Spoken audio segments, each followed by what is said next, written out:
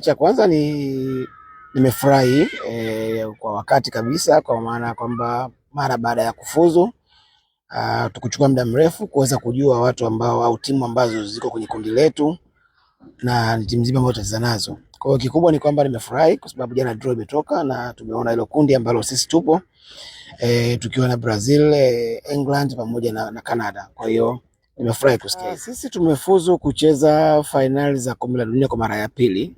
Mara ya kwanza ilikuwa ni 2022 ambapo tulienda India na timu ya under 17 na tumekwenda India tukiwa na sura kama hii, kwa maana ya kwamba tulikuwa kwenye kundi moja na Japan, tulikuwa kundi moja na Ufaransa pamoja na Canada, na tulikuwa sisi ni wadogo kwenye renki, lakini mwisho wa siku tuliweza kufanikiwa kwenda kwenye robo finali ya mashindano yale. Kwa hiyo hata mashindano haya pia tunafahamu kwamba timu ambazo zipo kwenye kundi letu ziko juu kwenye kila kitu, kwa maana maendeleo mazima ya mpira, teknolojia na kila kitu tofauti na sisi, lakini football ina lugha yake tofauti na ambavyo tunafikiria.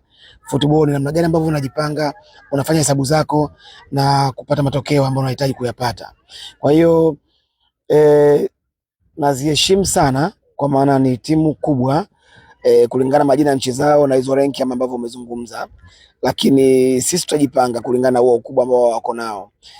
Sisi tuna faida kubwa kulikoni wao, faida ya kwamba ni rahisi sisi kuwaona wao wanavyocheza, kuona mechi zao nyingi kulikoni wao kupata mechi zetu sisi hapa. Kwa hiyo sisi tuna faida ya kuwafanyia kazi hatua kwa hatua kwenye kila sehemu, bora wao na udhaifu wao, na kisha kujipanga vizuri kuhakikisha kwamba na sisi tunafanya vizuri.